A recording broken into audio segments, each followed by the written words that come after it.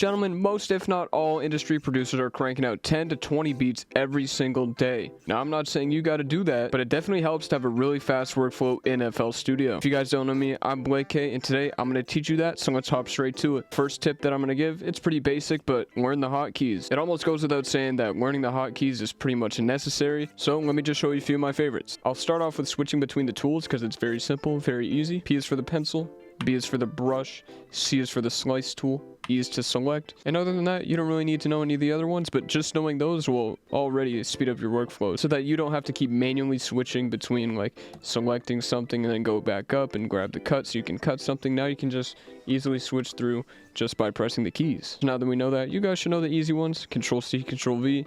I'm pressing E there to select it. Control C, Control V, that's copy paste, right? Very simple. But something that's a lot better in my opinion, this one's one of my favorites, is if you zoom out up here, this also goes for on the playlist over here. If you right click and select all this and then do Control B, boom, it duplicates that entire thing over. So I'll demonstrate with the pattern really quick right here. Same thing, select it with right click, Control B, duplicates it over. Another way to copy something is just by selecting it, holding shift, and then clicking and dragging. You can put it wherever you want. Another awesome one is, let's say you made a chord progression, but you kind of want to change the rhythm of it. One way people do that is just by grabbing the cut tool, cutting here, and then dragging this over, and then dragging this back. That's pretty slow compared to what I'm about to show you. Select both your chords, switch to your brush or pencil tool, hold shift, and then drag it over. It's just that simple. You've done the same thing, just without having to do all that manual work. Another great one is Alt-S. If your piano or your melody is sounding too robotic, you can just do Alt-S. That brings up the strum tool, and as you can see, it strums the notes right there, and you can set what you want it to be, but I already have it on some nice settings. Press accept, and now that strums these notes. Another cool one is Alt-Y. That way you can flip the notes. You could flip it horizontally or flip it vertically. Another great one is Control-L when you're in the piano roll. If you just hit that and you have a bunch of gaps between all your notes, you can just do Control-L, and it connects them all. So that's just a few of the most useful hotkeys that I use pretty much every time I make beats. Eventually it'll get to the point where if you add this to your workflow, you just subconsciously do them, and it just speeds up how fast you can make beats. And the second tip is going to be organize your workstation. And what I mean by this is how you have your FL Studio laid out, because you can choose however you want that. Obviously everybody likes what they like, so maybe you won't like exactly how mine laid out, but I suggest finding something that you really like. Because for me, I have my channel rack up here, mixer track down here, and then my playlist on the right.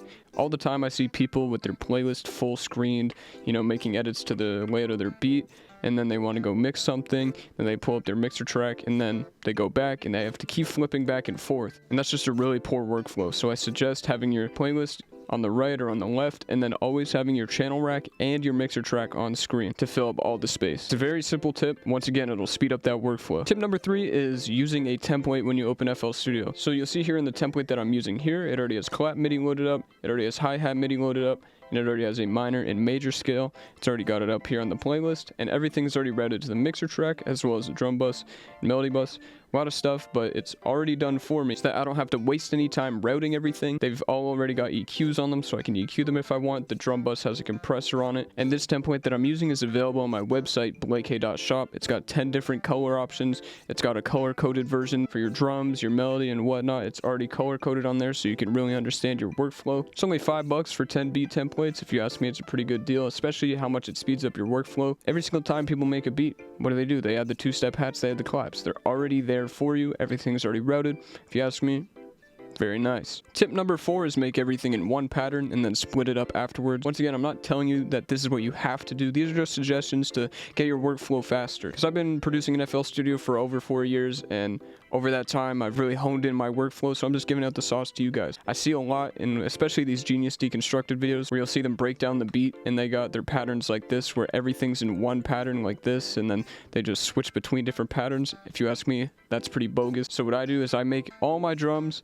all my melodies in the same pattern, and then afterwards, I right-click that pattern, split by channel, click the first one, click the last one while holding shift, drag them on, select them all, and then hold Control B, and then structure the beat how I want to do it. So I can take out the hi-hats anywhere I want, take out the claps, you get it. It's a lot better than just duplicating your one pattern, taking out the hi-hats on that one, and then using that first section with no hi-hats. Pretty strange if you ask me. Personally, I would recommend doing it this way. And tip number 5 is know what sounds you like. And this one's kind of vague, but I'll explain what I mean. I've seen a lot of memes where it's just producers clicking through sounds, trying to find the good sound that they like, but I recommend having like a go-to drum kit, or just knowing what sounds that you've used in the past that sound good, so that you don't have to spend so much time looking for that perfect hi-hat, looking for that perfect snare, because at the end of the day, sound selection matters. But if you already know what sounds good, who cares if you use the same hi-hat in 10 different beats? It doesn't really matter. Anyways, guys, if you feel like I missed anything, please let me know down in the comments below. I'm uploading every other day right now, so stay on the lookout for that. Once again, the 10 beat templates are available on my website, blake.shop, for just $5, so go check that out if you're interested. And if you want to watch a video where I make my friend rap on the worst beat I've ever made, click this video right here. And if you want to watch a video where I show you whether or not you can make good beats for free, click this video right here. Anyways, guys, it's been your boy Blake. Thank you for watching. Make sure to like, comment, and subscribe, and I will catch you guys in the next one.